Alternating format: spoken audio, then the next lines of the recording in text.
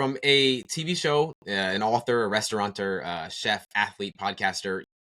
You're one of the most versatile people that I've come across. I'm curious because we're going to dive into your story and people are going to get an understanding of how you got to where you are. But what are the not so obvious reasons that you've been able to be so successful? Great question. I've been doing breath work now for about 2 years, and it's a technique of breath work called rebirthing. Mhm. I've shared about it a fair amount over the last year or so. It's been profound for me, and something that came up in one of my breathwork sessions, probably about a year ago or so, was and this breathwork is very intense. It's arguably as powerful and mountain moving as like doing an ayahuasca journey, Psychedelics, which yeah. I don't do. You know, Mhm. nothing against it, but it's just not for me.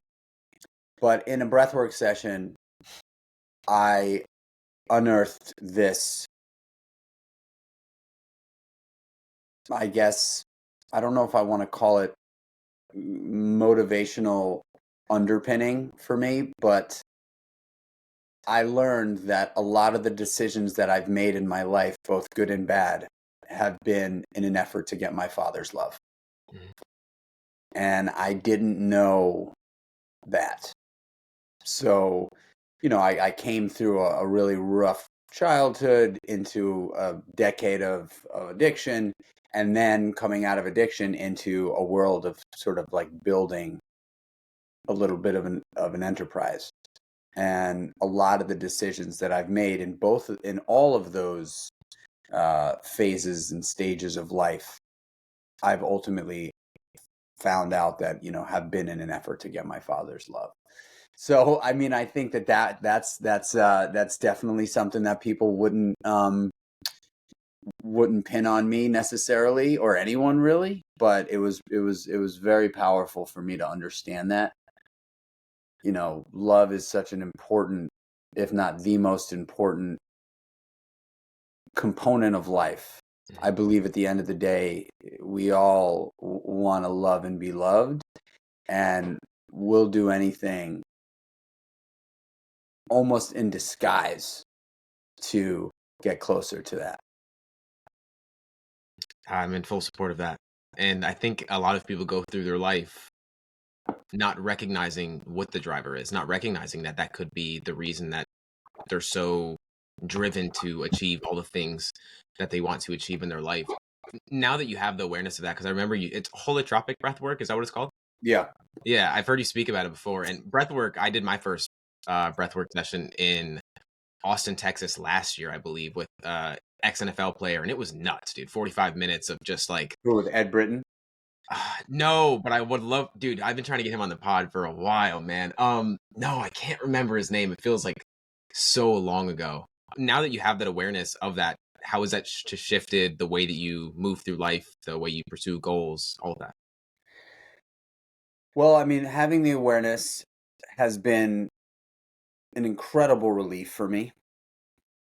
Just understanding the way I have subconsciously made decisions. Mhm. Now knowing that that's not it's not necessary for me to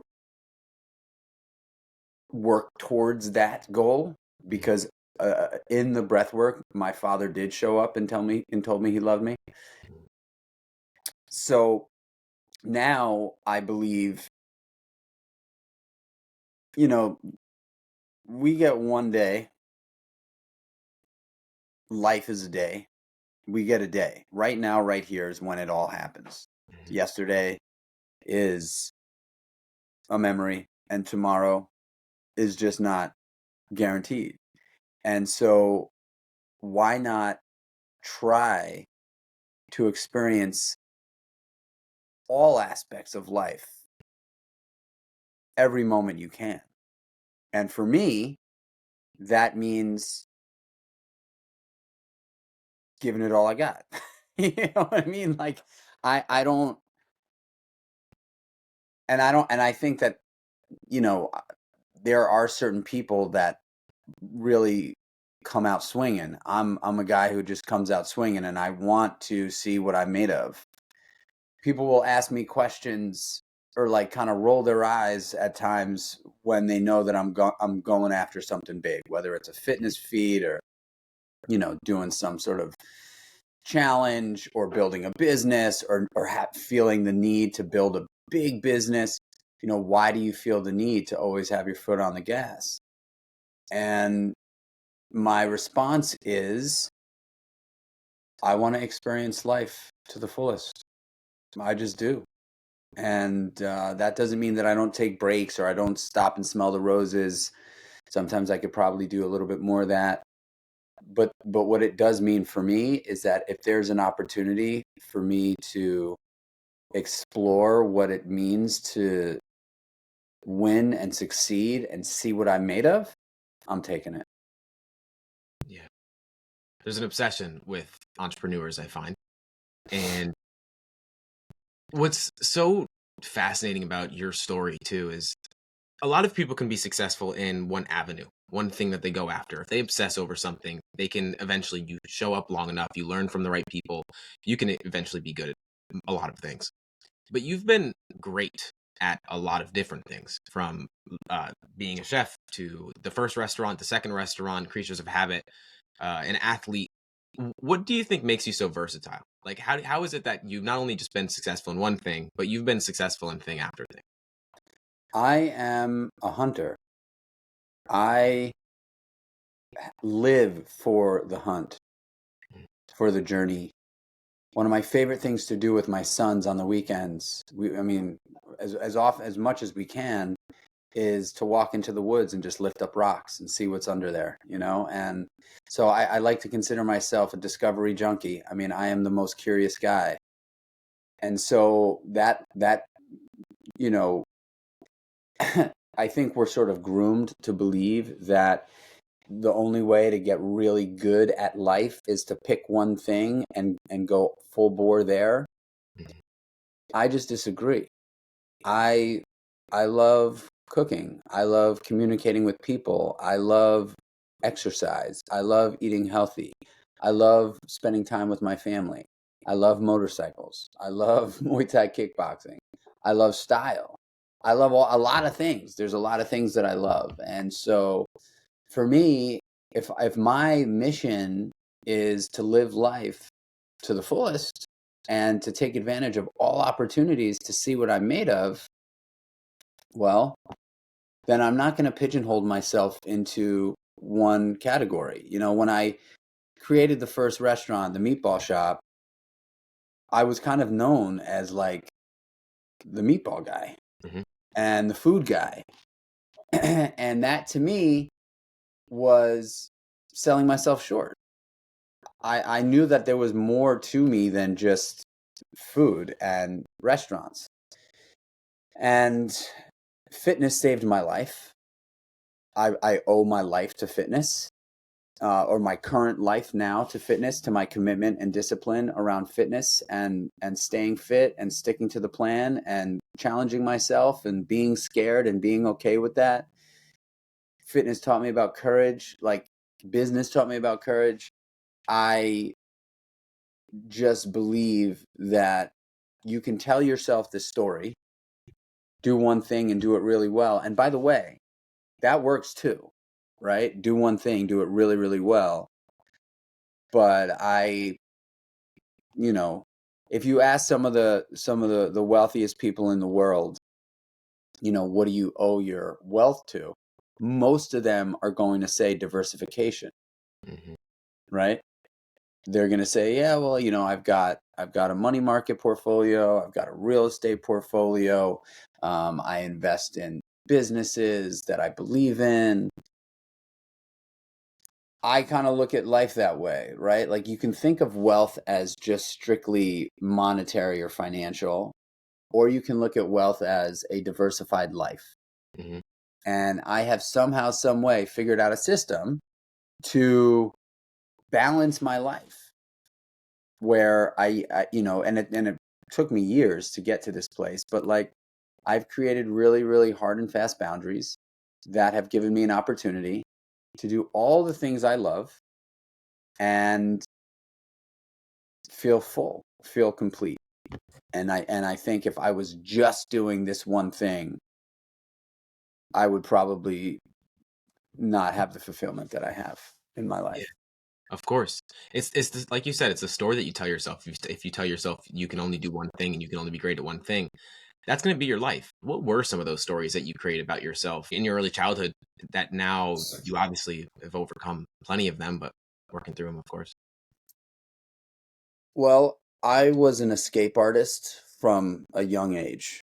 Mhm. I grew up in a pretty dysfunctional household and an unsafe place, and it was kind of left up to me to find safety and solace at a young age. And so I became very resourceful super young. I understood something about myself, and probably at the help of my grandmother, who is one of the most, if not the most influential person I had in my life, who always just told me, "You're special and you're an old soul." Mhm. And she reminded me of that almost every time I saw her. And so what that led me to understand was that I had this kind of gift of communication where I thrive in pools of people. I thrive. That is where I really, that is my superpower, the ability to get thrown into any clique or any group of humans and quickly assess the situation, understand what I have to do in order to acclimate quickly, and then not only acclimate but excel. And so obviously the restaurant business was a clear, you know, like optimization career for me. Mhm. But I learned very quickly that, I can use my emotional intelligence to excel. And I think the stories that from early on, the story was I'm an athlete. As a young kid, I was kind of like a natural athlete, Mhm. and I escaped in sport. But I always had this underpinning of um, fear from my home. And so the story for me was I have to get really good at whatever I do so that I can spend as much time doing that as possible, and as little time at home as possible. And once I found drugs and alcohol at 12, 13, that was the ultimate escape. And for the first 5 years, probably, it was wonderful. It gave me confidence. It allowed me to feel comfortable in my own skin for the first time. Um, the last 5 years were dark and dreadful. So it ended up, basically working against me. But, I had this unfortunate childhood, and it gave me a great excuse to do what I was doing in that decade of my life that I was addicted to drugs and alcohol. When I came out of it, I began to metabolize this idea that my past did not have to dictate who I was today or my future, and I began telling a different story. Now, that's not to say that I don't have insecurities, because I certainly do. And that doesn't, it's not to say that I don't have fear, and it's not to say that my past doesn't haunt me at times. But ultimately, I've concluded that my past just simply doesn't have to dictate who I am today or what the future looks like for me. And I started telling myself the story that I have what it takes. That's the story. I have what it takes, and that can be applied to anything I attack. And failure is part of that. It's not a bad thing. I kind of look at failure as like, man, like you gave it all. You gave it all. Like and you didn't get it. You didn't get what you were gunning for, and that's okay. Now you have tape to look at. Now Mhm. you can just play the tape. Now you're armed with a blueprint of things to look out for. And so I kind of gun for failure, honestly. I'm not like, I'm not, I don't walk into a new situation saying, man, I can't wait to fail. But I do not allow failure or not, executing on the plan perfectly to deter my ambition and my motivation to want to get after it. And so, and it took time to understand that, but at the end of the day, I am very confident in my ability to just be okay with fear. I kind of look at it like this. If I close my eyes and envision fear, like, fear is real in everyone's life. Fear is not something that you can ever run away from. It is always going to be there. Fear is ultimately a story that we tell ourselves. Fear is not necessarily real. However, fear is all encompassing at times, and you can live in the box of fear because fear can certainly surround you and make you feel like you're in a little box. Mhm. Or you can live with fear right here, right next to you. You can talk to fear. You can throw your arm around fear and say, "Hey, like, I know you're here. I am not going to allow you to deter me or derail me. However, I am going to use you as absolute motivation. I am going to use fear as fuel to put the fire under my ass like nothing else." I love fear. And maybe I wouldn't say that when I'm in the pit of it, Mhm. but once I'm through whatever it is I'm attempting to accomplish or attack, I know it's fear that gave me that extra leverage because you don't know how fast you can run until you're running from a fucking bear. You know what I'm saying? And like that kind of sums it up, you know? That's what fear is for me, right? Like, let the bear come. Mhm. Let the bear come and let me see what I got. Yeah. And I think if more people thought that way, you know, we'd have a lot more we'd have a lot less pain because fear is ultimately pain for many, many people. Um, and pain makes people want to quit. Pain makes people want to do, look for shortcuts. Um, and I know for me, that pain is required for greatness. It's just a part of it. It's just what it takes, you know. Yeah. Most of the people I've been able to speak to on this podcast have been, I like to say it's like you inflict suffering upon yourself because life's going to present you with it. And so if you do it with yourself, whether it's working out or doing breath work, some just doing hard shit every single day is going to make you a better person because you're facing the fear and you're choosing to face the fear rather than when fear just shows up in your life. And I think failure is the same way. That failure is I've replaced failure as feedback. I don't even use the word failure anymore because, like you said, it's like the most information rich like place that we can find information to move forward with more intention the next time is if we actually just think back about like what could I do different. And I think if we lived with a different perspective on fear and failure, we would definitely have a lot less pain in the world. And one thing that I think a lot of people, goes back to why I was talking about you being so versatile, is if you're good at one thing and then you try something new, the first initial beginning point is the most where the most fear is because it's the most uncertainty. You don't know where to go. When you, I think it was the meatball shop, 14 people gave you 25K each to get Hmm. that thing started, and you built it to six locations. Like, is it how big of a role did other people believing in you help you overcome that initial fear, or like how do you get past that initial fear when starting something new? Even Creatures of Habit too was like going from restaurants to creating like a product. Like that's a completely different path. I'm curious how you navigate that. There's only one, from my experience, there's one common denominator amongst great humans Mm-hmm. and people that put real numbers on the board. They understand that all that's needed is commitment. Mm-hmm. It doesn't matter what you're doing. The number one piece is just absolute commitment.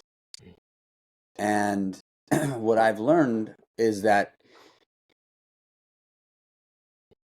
I'm good at commitment. And so, and I'll die on the hill. Everybody that works with me knows that. So with enough commitment, there's no way around building confidence, right? It's just, you stand at the free throw line for 4 hours a day and you just throw free throws. Mm-hmm. You are going to get better at it.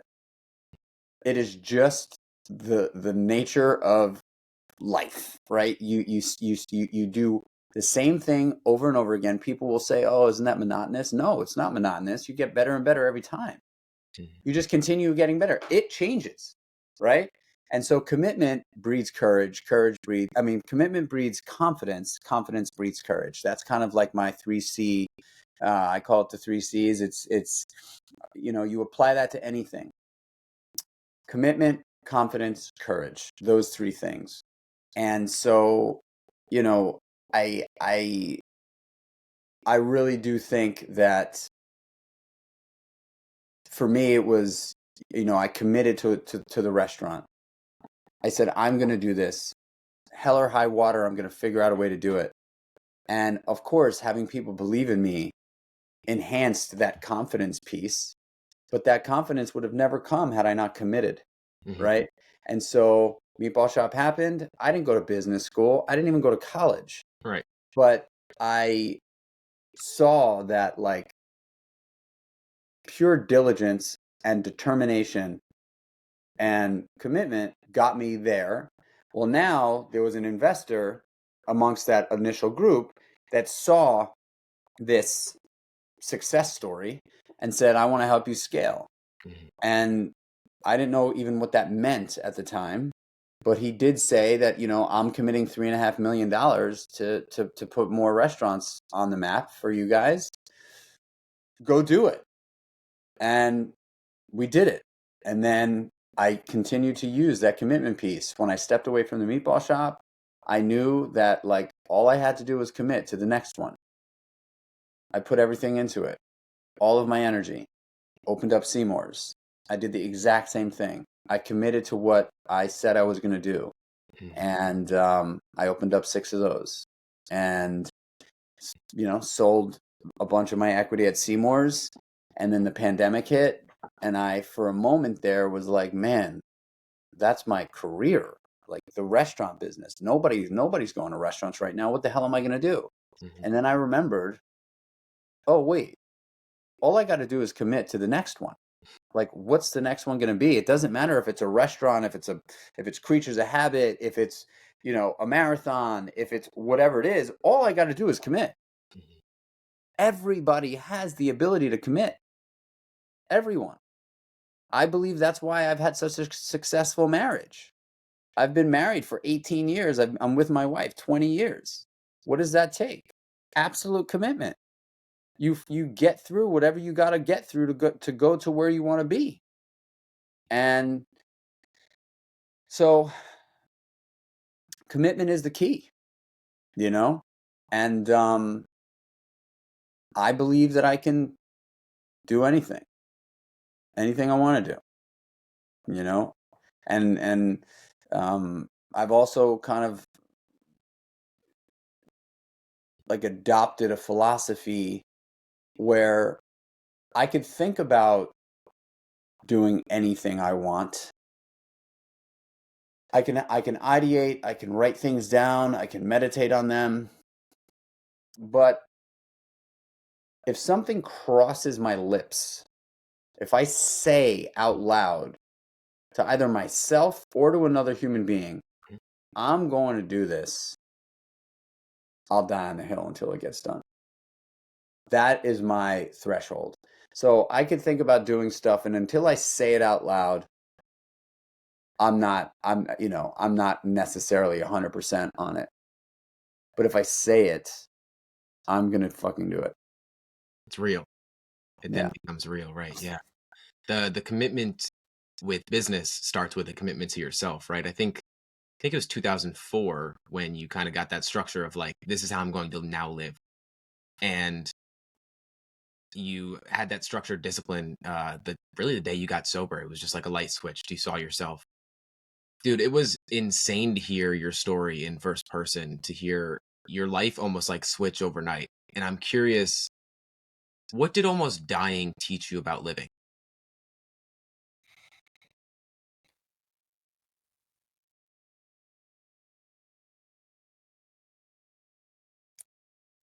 What did almost dying teach me about living?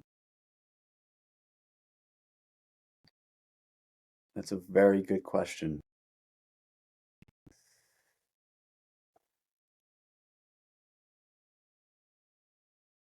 So I I'm like sitting here looking out at the trees and the sky and a beautiful day and the calla lilies flying around, and God is real in my life. I didn't understand that until I nearly overdosed and died. I did overdose, nearly die. I didn't understand what God meant. I didn't think about God. And now I understand that I am an instrument. And, for whoever is listening, I'm not talking about religion, although I have nothing against religion. I'm open to everything. But I have a relationship with God that is so real for me. And I understood that God uses me as a tool to bring light to the world. I believe that. And so my life today is truly in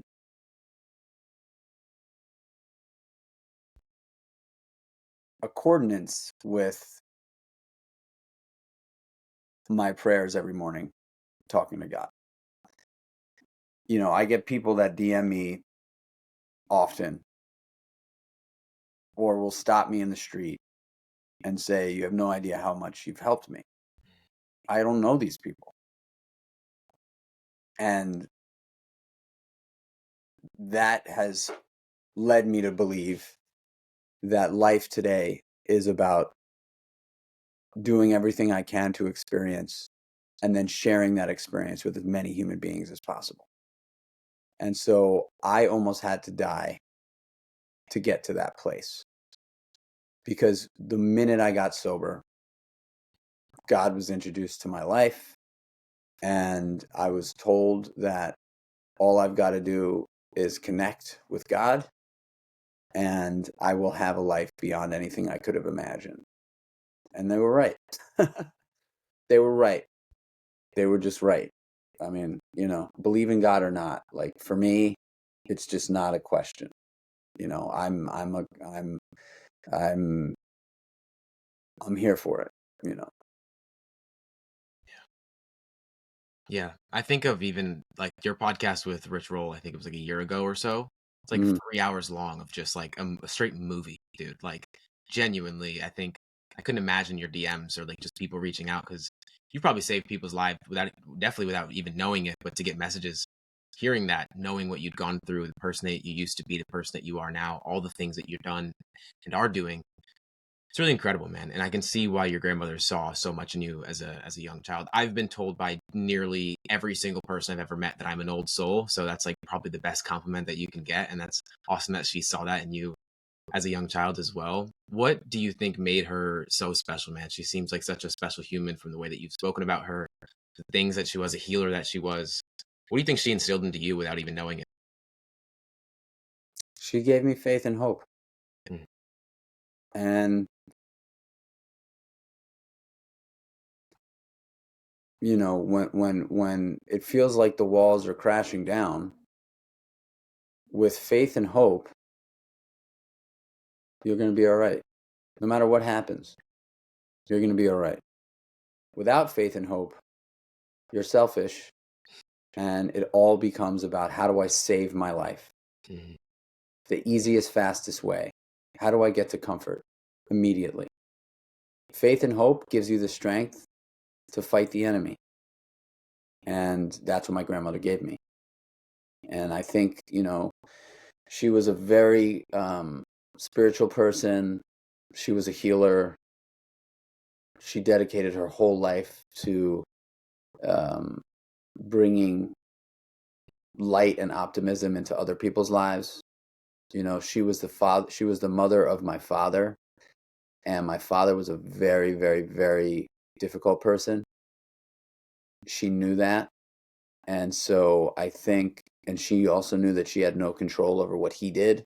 So instead of, you know, telling me that everything was going to be okay with your father, you know, she knew that she couldn't control that. So instead, she focused on giving me hope for my life, not in you know, response to what my father was doing, not, you know, telling me. My grandmother told me, and I have it tattooed on my arm, and it was some of the greatest piece of advice I think I've ever been given, and it was directly related to my father and my situation with my father. But my grandmother used to say to me, "Bless you, changed me. Bless you, changed me." She said, when you're dealing with your father, all you got to do is walk into that situation and just say, "Bless you, changed me." When you're walking into a business meeting, all you got to think of is, "Bless you, changed me." What does that mean? That means that there is nothing I can do to change you. All I can do is wish the absolute best for you to change on your own. And I have to acclimate to who you are. So bless you. God, please bless this human being. Please give this human being the opportunity to see happiness, to see love, to see joy. And if they don't, and even if they do, allow me to change how I perceive this human. Allow me to change, because I do have control over that. Allow me to change my perspective so that I can not allow how other people conduct to impact my mission, you know. And so I that advice was so powerful for me. I've got it tattooed right here, you know, because it's just so it is everything, right? Like, we all know that we cannot change someone, especially in the moment. And so all we've got to do is wish them the absolute best and change our perspective of how we perceive them, if possible, you know. Yeah. That's so much compassion.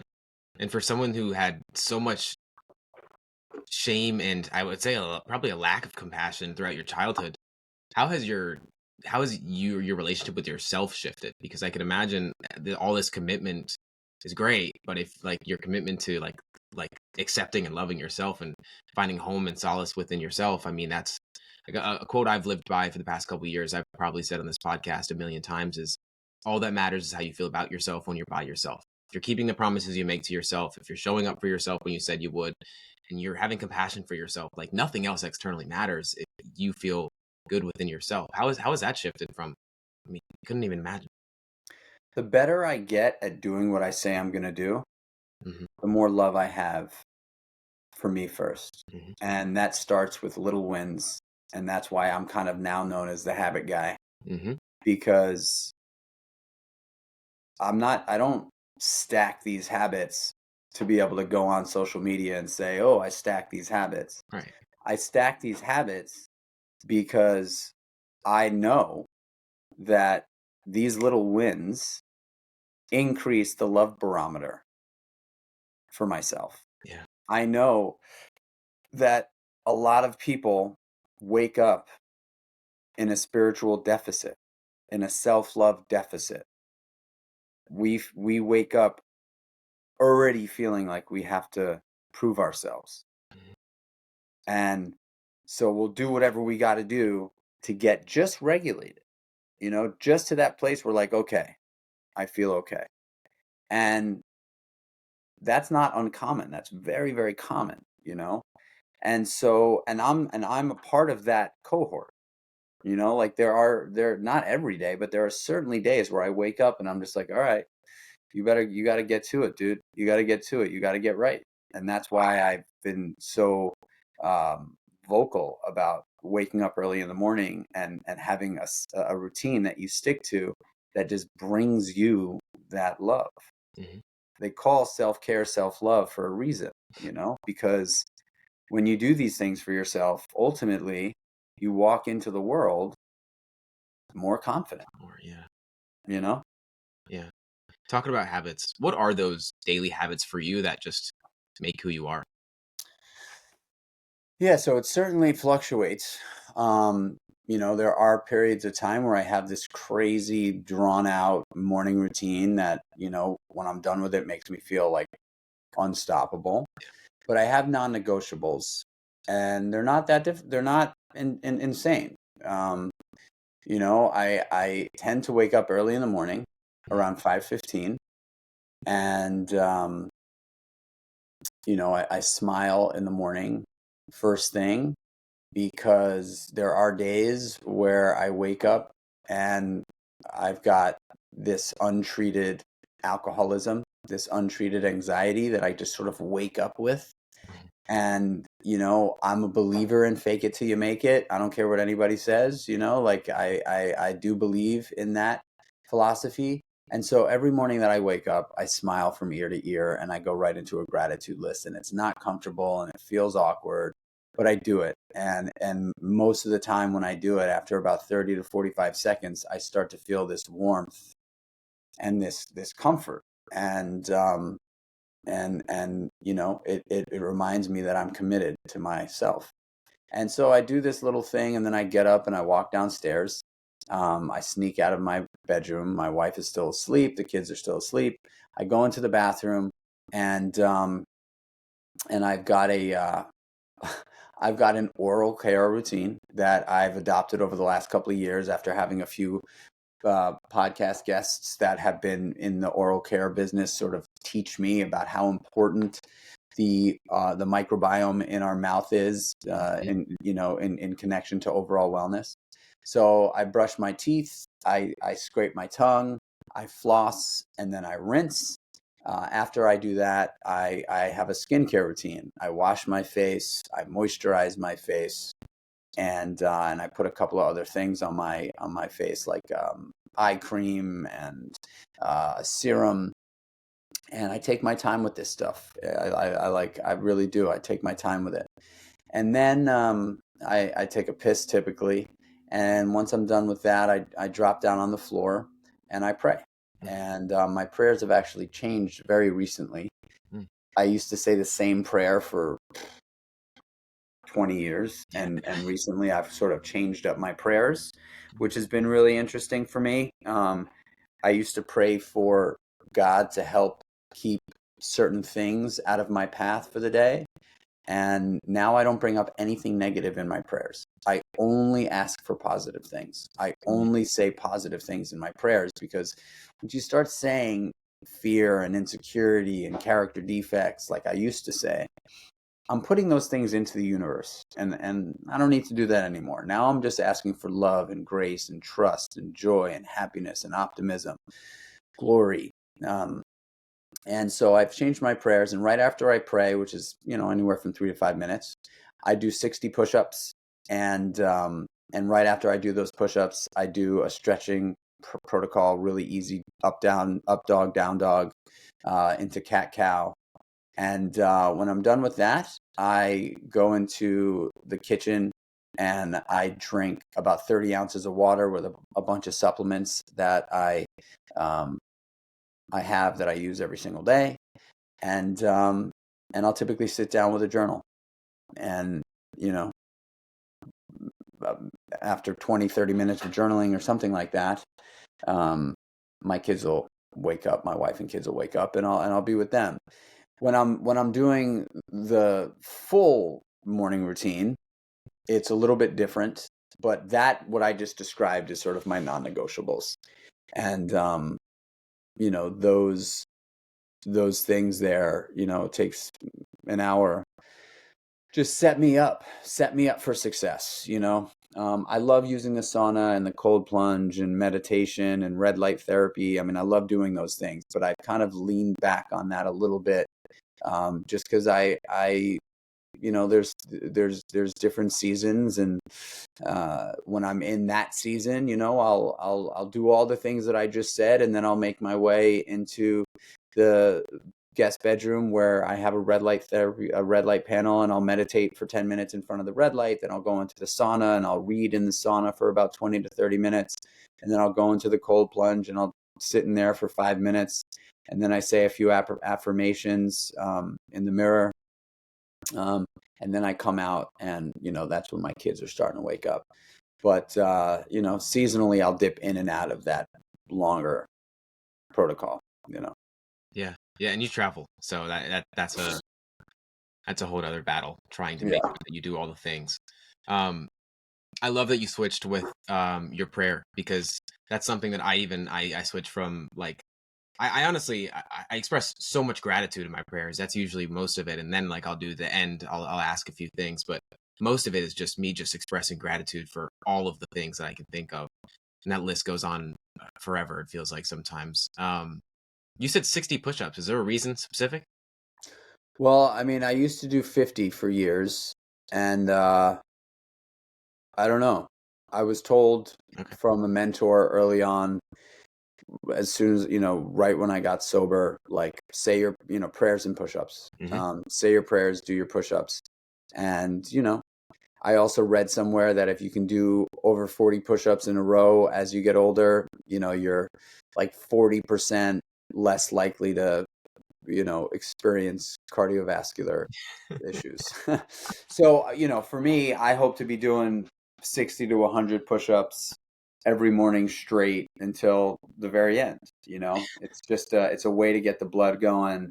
It's hard. It's a challenge in the morning to do it.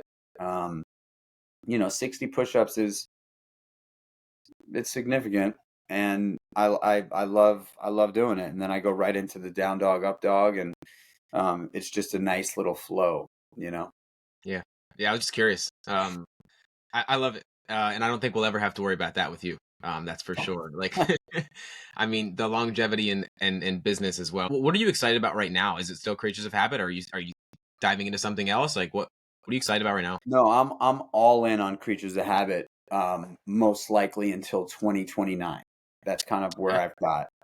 I've got Creatures of Habit. I've sort of allocated a 10-year chunk of my life to building that brand and getting it to a place where I feel, the beauty of Creatures of Habit for me is that, and whereas it's different than the restaurant business, is that Creatures of Habit has given me an opportunity to do things like this, tell my story. Mhm. You know, People don't necessarily want to hear a sobriety story from a restaurateur, but from a wellness entrepreneur Big. that has a real story and how wellness changed my life. Creatures of Habit has given me an opportunity to really go all in on that. And in terms of creativity, I'm a creative guy. Like, the beauty of Creatures of Habit is that I'm constantly creating with the brand. And working on new products, working on new initiatives. We've raised a lot of money for, addicts that are struggling, that want treatment, that can't afford treatment. We've raised a lot of money to pay for addicts in treatment and get them into treatment. And that's just been an unbelievable component of the business for me. you know, it's interesting how oatmeal has become the like I'm sitting here, I just finished my meal one right before this. I talked about, I mentioned, these little wins earlier. And for me, when I was just getting sober, and this doesn't have to apply to people that are that are struggling with addiction, just setting off on a new journey, right? A positive journey, a journey up, not a journey down, a journey up. You want to put things in your path on a daily basis that feel like success, that feel like a win. And my first mentor, when I was getting sober, put a couple of things in my path to allow me to feel like I've won. And that for me in those early days was, he told me, the first thing he told me to eat was oatmeal. Yeah. So he was like, it's simple, it's accessible, it's inexpensive, you can make it taste any way you want to, and it's healthy. And you need to start putting healthy things into your body because you've been polluting your body for years. And so let's get you started with something that's super, super easy. And so that was a massive win for me. The oatmeal in the morning was like, hey, like I'm nourishing my body. I'm not polluting it. And so I just stuck with the oatmeal. I stuck with it for, I've been eating oatmeal every single morning. Or if I'm intermittent fasting, it's my break fast every day for 20 plus years now. And so, like there's nothing, creating a business that I have that much authenticity behind, that much experience with, that much commitment to, like, it just feels so seamless and right. And so, yeah, I'm 95% all in on Creatures of Habit. 5% I focus on my personal brand, but my personal brand is a funnel for Creatures of Habit. Yeah, because Creatures of Habit is a brand too, which is awesome because most products aren't a brand within themselves, right? Like you have an email going out to 38,000 people every single week, whatever it is. That most companies just don't have that. You know what I mean? And that's not the founder going into that, which I find really, really different about yours, of course. Do you get those emails? I do. Awesome. Yeah, so those emails have been, the strategy behind that is connecting with the community, because that's super important to me. But the sort of strategy behind that is I've been writing that email for 165 weeks. Every Friday I send that out, and it covers everything from fitness and nutrition plans to things that I'm enjoying, to experiences that I've had, to lessons that I've learned, to thoughts and quotes that have been inspiring. That email now, 100 and almost 75 pages is my book. Mm-hmm. My book. That's what I'm going to turn into my first book, and book is, notes to the community. Like, community is everything.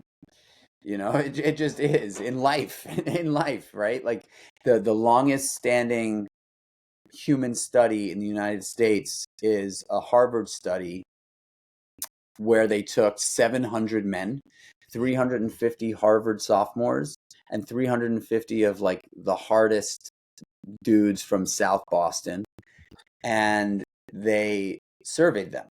And this survey is still going on, about happiness. And it's a series of questions that they send out, I think, on a monthly basis or a quarterly basis. And, these guys and now have passed down to generation to generation. Mm-hmm. And what they've discovered is that the number one piece to happiness, the number one most important component to happiness long term, is community. Yeah. It's the people that you surround yourself with. It is your social, the quality of your social network. And that's the same for business. Community is what is going to carry the business when things go awry, right? Like Meatball Shop and Seymour's both survived the pandemic. Almost all of my friends in the restaurant business closed all their restaurants. Mm-hmm. And without the community of people that love Meatball Shop and Seymour's, we would have had to shutter all the restaurants as well. But the community wouldn't allow that to happen. They showed up. They showed up when we sent out notes and said, hey, like, we can't open our doors, but please continue to order from us through delivery. And we just watched our delivery business boom. Like, community is everything. When the ship is sinking, you need people there to bail out the water, right? You need, like, or else you just sink. If people don't care, they're going to jump off the boat and try to save themselves. Mm-hmm. When people care, they grab a bucket and they start bailing water, and that is what community is. And so notes to the community has been really important to me. I get so many people that just write me back from those emails, and it's great because I've developed these awesome relationships with the community, Creatures of Habit. All people looking to be just a little bit better on a daily basis, Yeah. It's really cool how you turn a product into not only a community, a brand, a movement overall, right? I want to ask one last question I ask every guest. My question to you is, what belief are you currently unlearning? It's a great question and very relevant.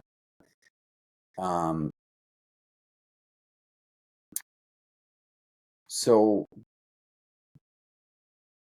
because of my past,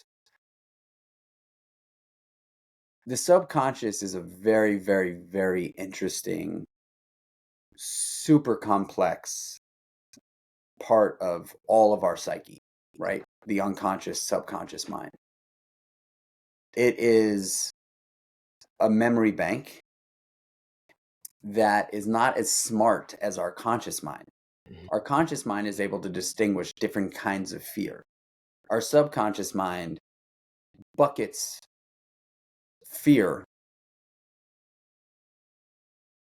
together. Mm-hmm. Like, you have an experience of a child.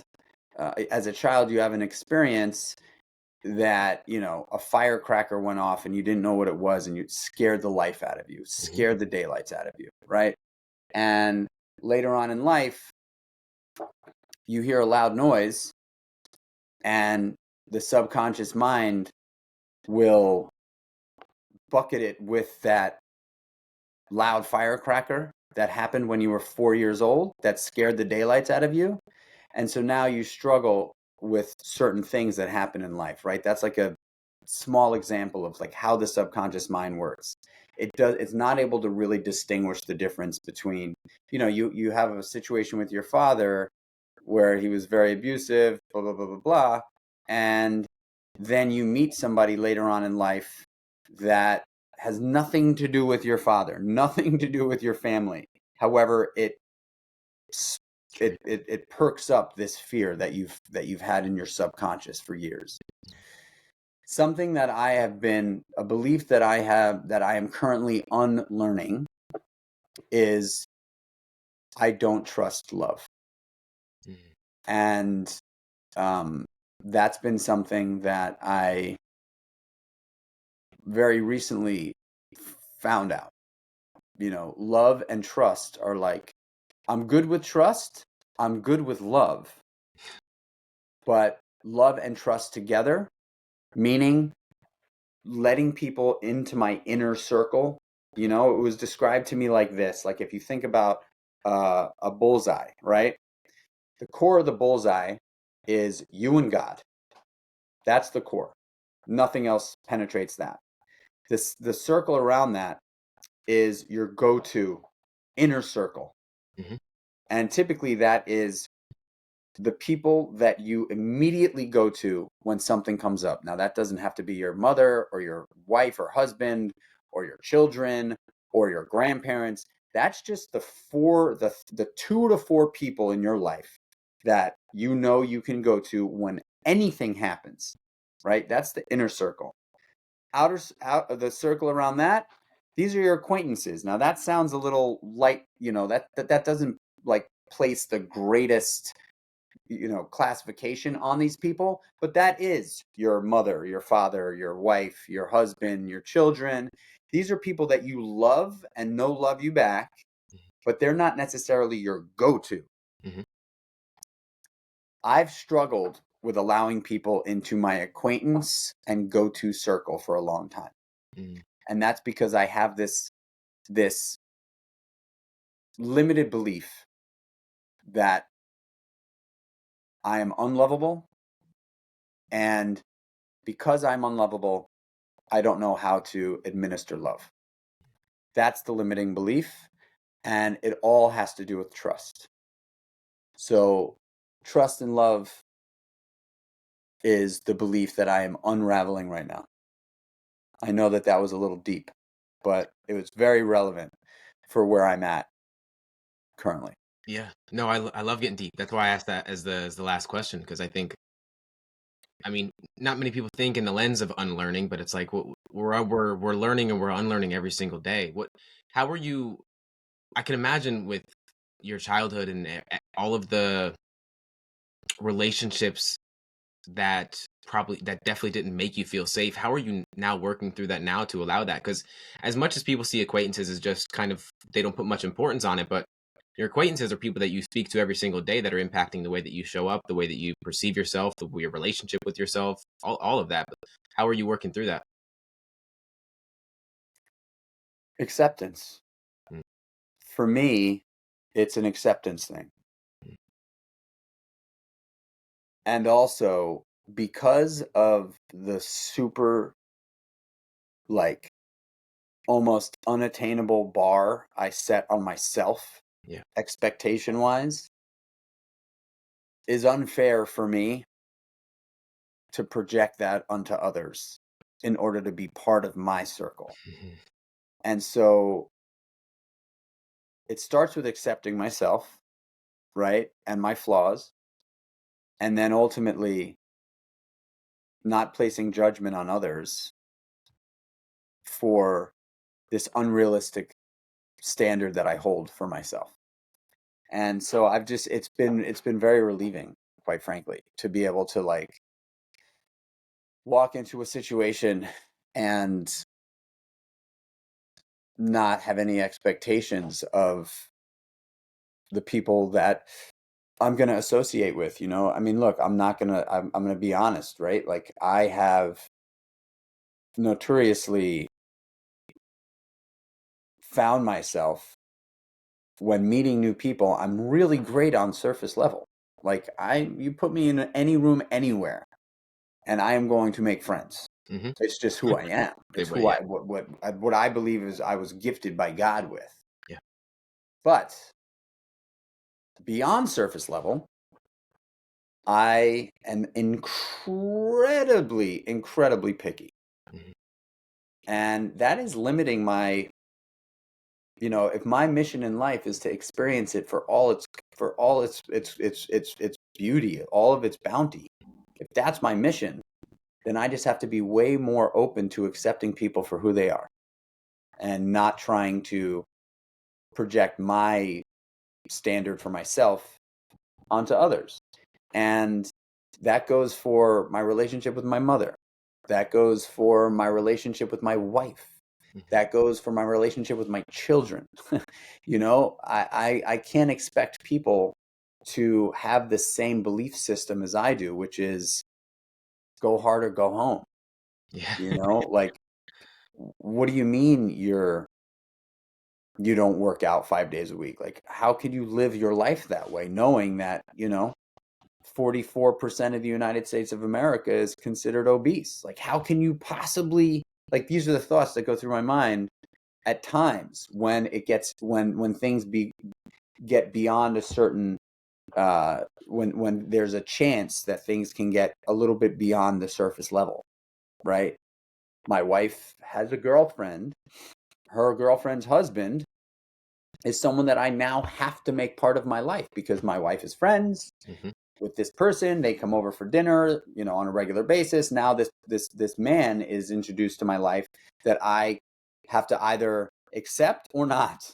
And accepting that person is going to make my life so much better than unaccepting, than being than judging. Hmm. And you know, it's not like I make it obvious that I'm judging. Yeah. It's an internal thing. It's an internal battle. And so, you know, acceptance has been, you know, there's a prayer that I was you know, given early on in sobriety. And you know, it's the serenity prayer. It sums it all up, right? God, grant me the serenity to accept the things I cannot change, the courage to change the things I can, and the wisdom to know the difference. Yeah. Like there's going to be way more things that I cannot change than I can.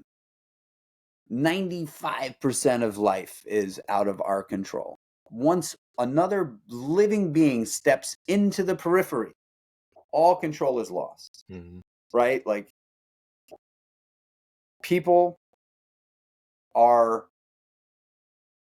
like in some cases poison and in other cases prosperity. And you, my friend, and I have no control over that. So for me to build this gate of high standard around what I believe to be important for my life is just totally unacceptable for me to place on other people. And so I've gotten way better at that. And that's kind of how I am navigating that acquaintance piece and allowing more people to get close, you know. I resonate so deeply with that, and I know a lot of people listening to this will resonate with that deeply as well. It's when you have high standards for yourself, it's one of the most difficult things to do is not place those standards on other people, especially when you want those people, you want the best for people because you want the best for yourself, and you feel almost obligated to kind of push that to other people. But it's definitely not in your best interest. I think it was Power of Now when it's like the 90% of our pain in life comes from resistance to what is or whatever the quote is. And I think it's so true. Not having that resistance, like you said, leading with that acceptance is so important, especially when it comes to other people and yourself as well. We talked a little bit about the what you're writing, Creatures of Habit, all the things that you're doing. Is there any way you want to direct people? Yeah, I mean, I love your audience to check out creaturesofhabit.com, creatures with a K. Um, you know, I think we should probably create a discount code for your audience. I think that would be awesome. So whatever you want that code to be, happy to create that. You throw it down in the show notes. Yeah, creaturesofhabit.com. You can follow along my journey at Michael Chernow everywhere across all social platforms. And yeah, man, I really appreciate you bringing me on today.